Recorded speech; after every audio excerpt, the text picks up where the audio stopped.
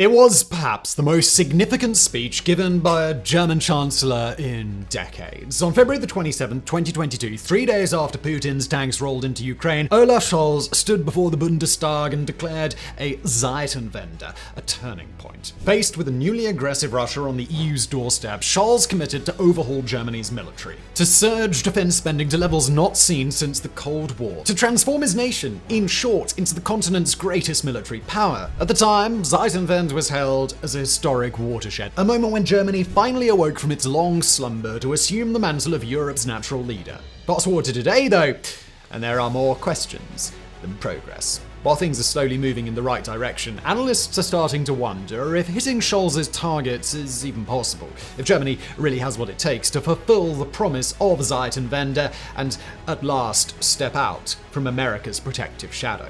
So in today's episode, we're going to dive deep into the dreams and the realities of German rearmament and try and figure out what it means for the future of Europe.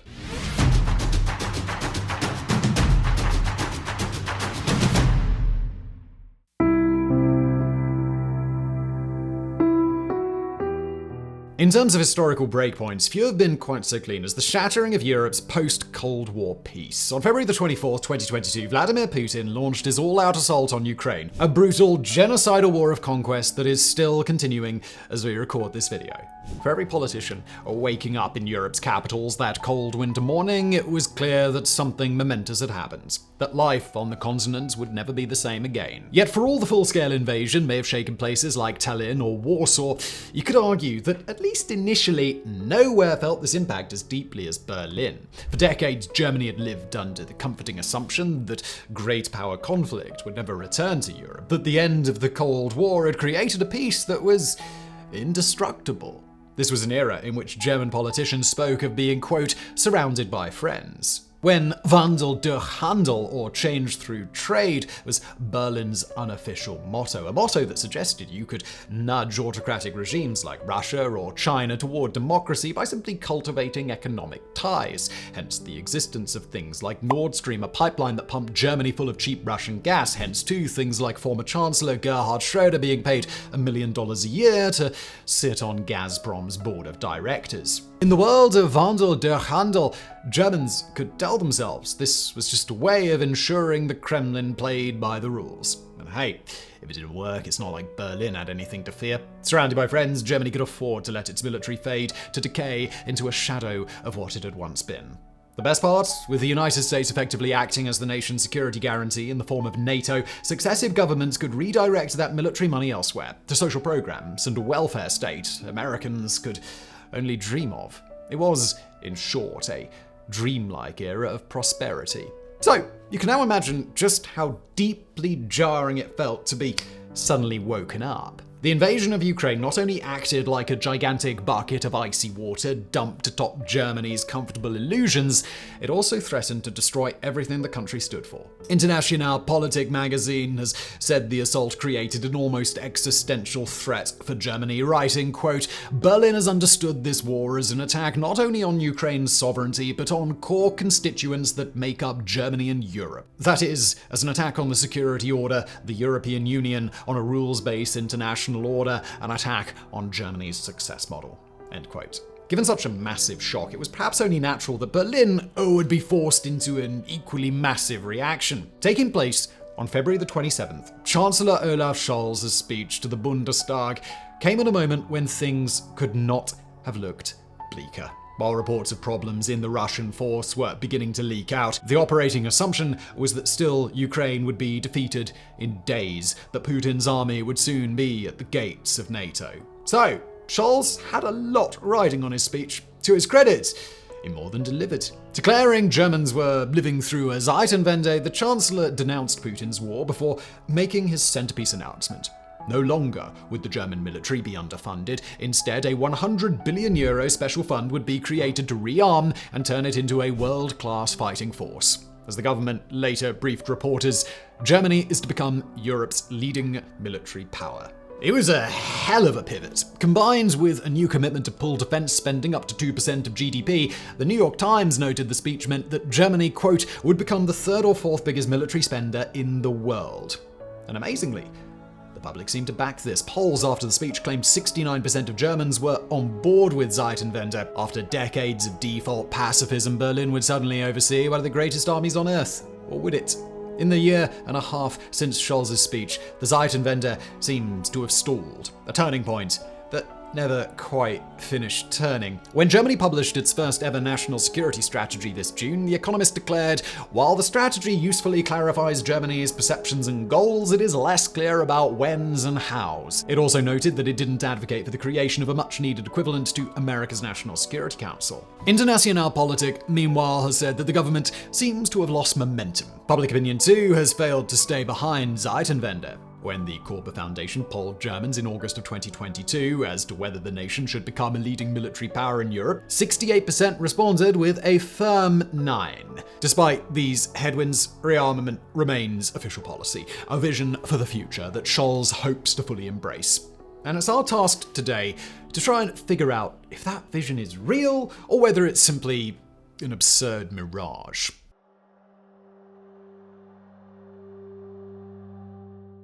As the 1990s dawned, they did so on a West Germany that fielded one of the best militaries on the planet. Up to 500,000 soldiers were serving in the Bundeswehr. At the drop of a hat, it could summon 215 combat battalions to fight.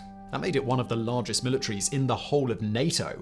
Nor was it just manpower where West Germany triumphed. With 5,000 main battle tanks, over 2,000 armored personnel carriers, 24 submarines, and 520 combat aircraft, the Bundeswehr was Western Europe's powerful first line of defense. An army that could maul the forces of the Warsaw Pact if they ever tried to march across the continent. Sadly, a lot's changed in the past 30 years. Were you somehow to magically pluck a general from that bygone decade and dump him into today's Bundeswehr, it'd likely weep at how things have decayed. As of January 2023, Der Spiegel reported that those 5,000 main battle tanks have been reduced to just 300, those 2,000 plus armored personnel carriers to 500, and that fleet of 24 submarines to just 6.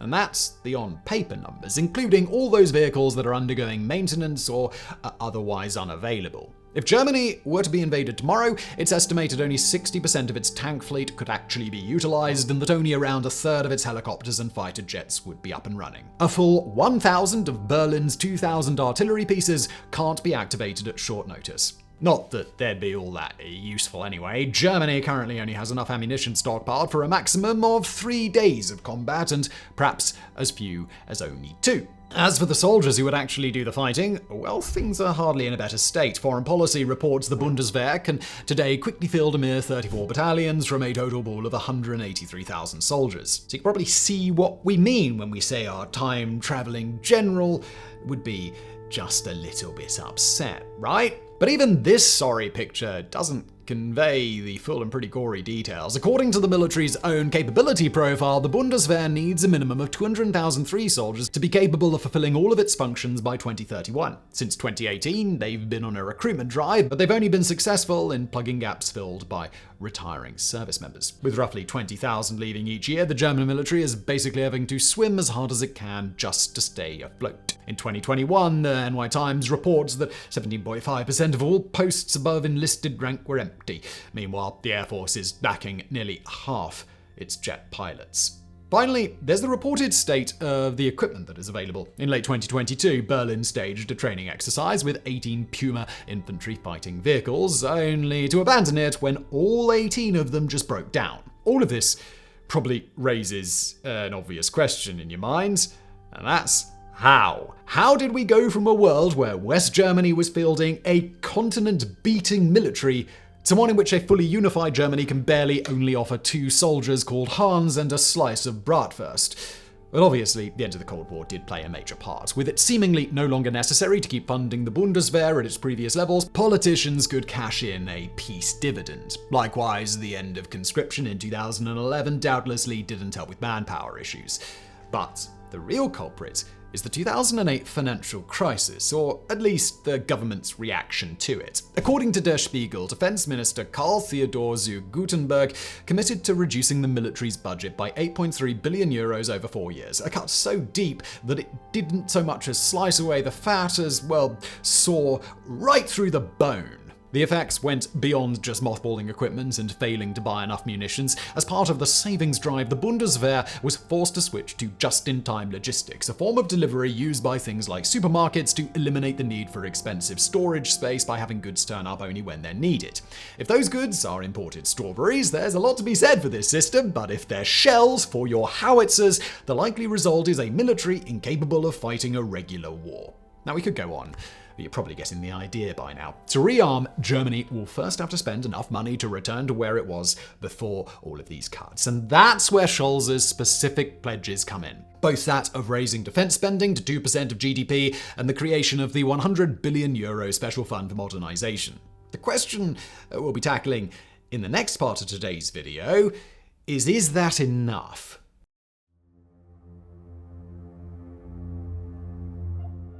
Now, when talking about his government's rearmament drive, Scholz has been very, very clear about his goals, including making the Bundeswehr to, quote, the best equipped force in Europe, end quote.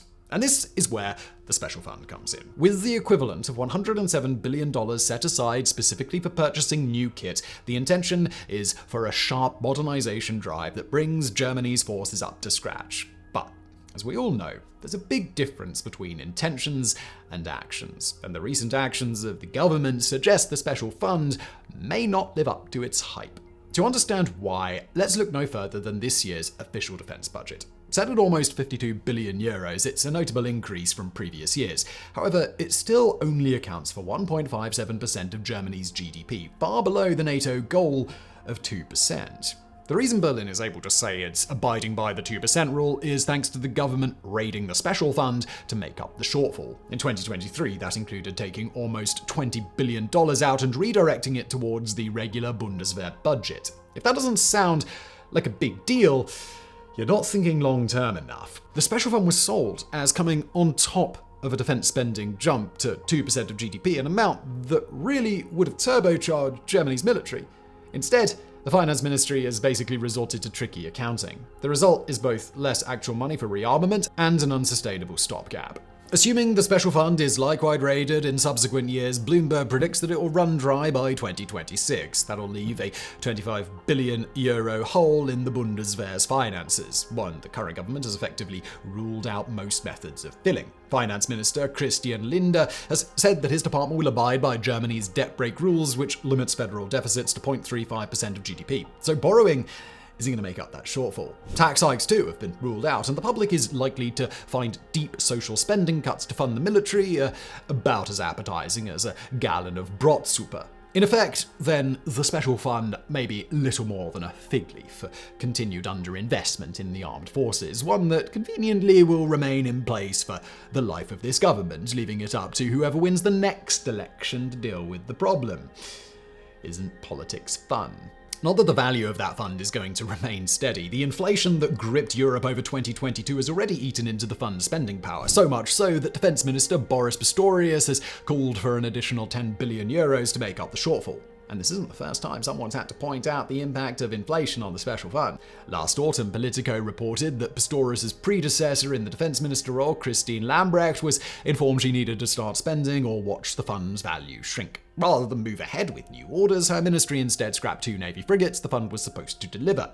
Still, we don't want to give the impression that all is doom and gloom. While American officials are quietly withering about Germany's inability to commit to higher military spending, Boris Pistorius is at least a sensible, methodical guy who is serious about Zeitenwende. Back in March, Pistorius brought in Annette Lendig-Emden as the new head of the military procurement agency with a mandate to get things moving. Since then, Lendig-Emden has been striving to use as much of the special fund as possible for its original purpose. This June, Reuters quoted her as saying 2/3 of the fund is already contractually bound to new purchases, with yet more contracts soon to be signed. And while some of them cover equipment like transport helicopters that the Bundeswehr had planned to purchase even before Zeitenwende, it's not like Lendig-Emden isn't trying. Her agency this year is set to submit 91 procurement proposals for approval, a modern German record. In fact, some analysts contend that this is a sign that, after a long delay, the Zeitenwende might be beginning to turn. That while Scholz's dithering made German defense policy the dog that didn't bark in 2022, the powerful Alsatian is now waking up. It's just not entirely clear that the rest of the government has quite got the message.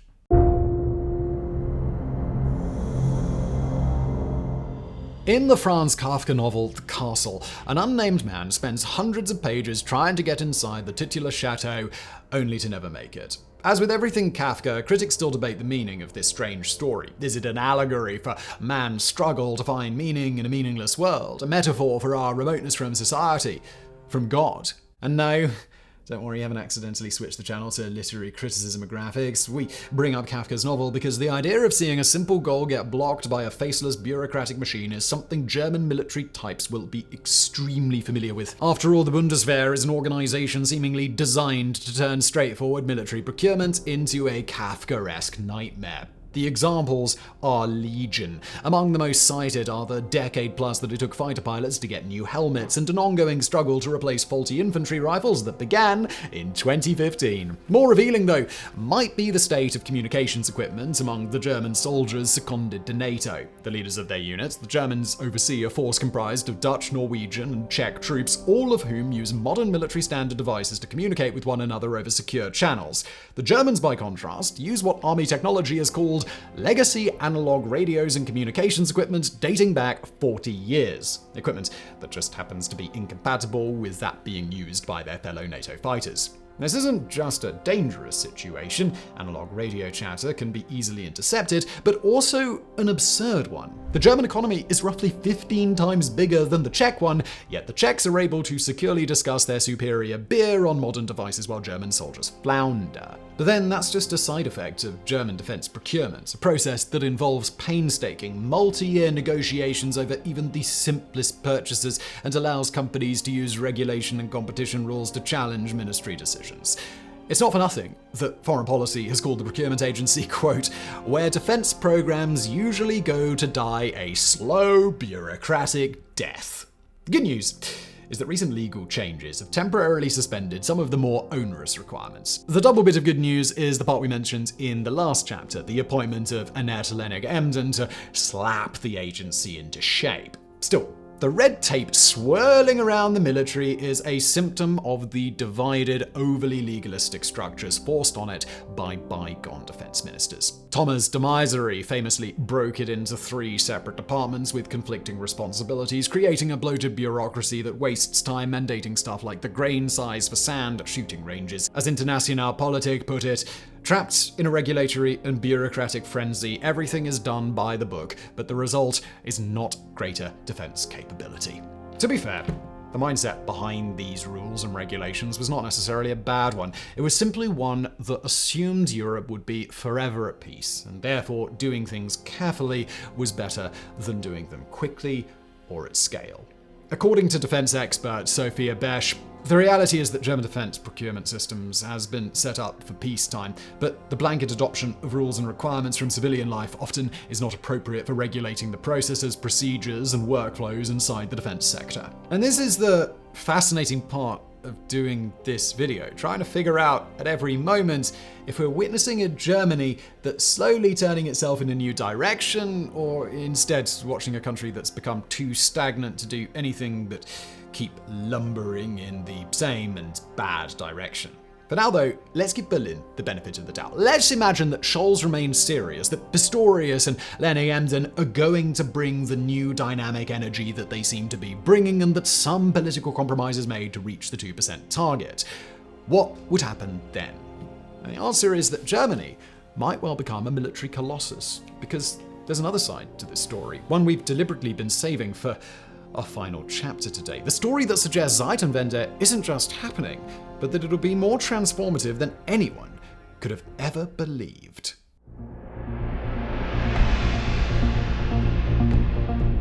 Back in the 1970s, one of Australia's biggest military purchases was when Canberra placed an order with Berlin for roughly 100 Leopard tanks. Nearly half a century later, the two capitals announced a brand new deal to ship a similar number of vehicles. Only this time, it wasn't the Aussies doing the buying. At a price of roughly 600 million euros, Berlin had secured 100 Boxer armoured fighting vehicles from down under. This comes on the heels of a different deal inked with America in December to purchase 35 F-35 Lightning II aircraft for 8.3 billion euros, as well as another recent 1.5 billion euro deal with domestic suppliers KMW and PSM for 143 Puma infantry fighting vehicles. And this is just a drop in the ocean compared to other contracts Berlin has been inking. Contracts that will boost the equipment and capabilities of multiple Bundeswehr branches, but it's also going to do something else. It's going to show the world, and particularly their NATO allies, that the Germans really mean it, that they really are planning to become a military power. Of course, as with everything in this video, that statement comes with a caveat. In this case, that more work still needs to be done. Army Technology, for example, has noted that the order for new Pumas needs to be at least doubled compared to the modernization drive among mechanized forces. Still, as signaling goes, it's doing its job. No longer do comments about the German military automatically result in rolled eyeballs among defense experts. And it's not where international purchasers are concerned that the Bundeswehr has the most going for it. That would be in Germany's local defense industry. For all the German military may be bloated, bureaucratic, and perpetually starved of funds, there's a whole different story with the private sector.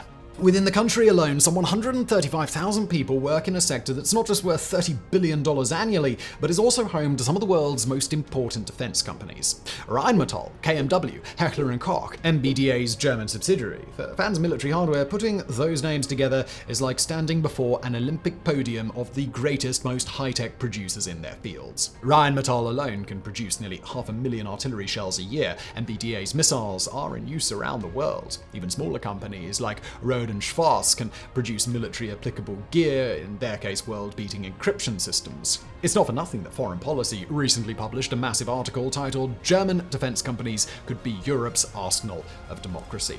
That article in which they noted, and here we'll need to take a deep breath, the German defense sector's key products include air defense systems, mobile short-range and medium-range, ground-based electronic warfare systems, loitering munitions, precision-guided munitions of all ranges and advanced artillery rounds, artillery systems, main battle tanks, armored personnel carriers and next-generation armored vehicles, diesel-electric submarines, digitally encrypted communications and networking and cloud capabilities for modern battlefield management. Can't believe I did that in one breath.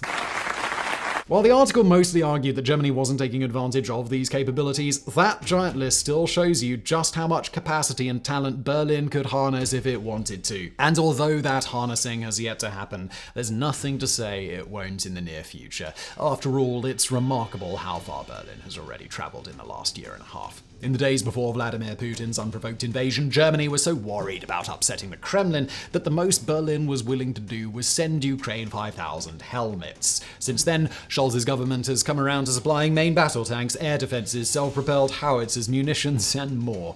At home, they've slowly begun a new defense spending spree. Onerous rules have been targeted for loosening. There's been a new willingness to engage with the challenges of rearmament, both financial and psychological.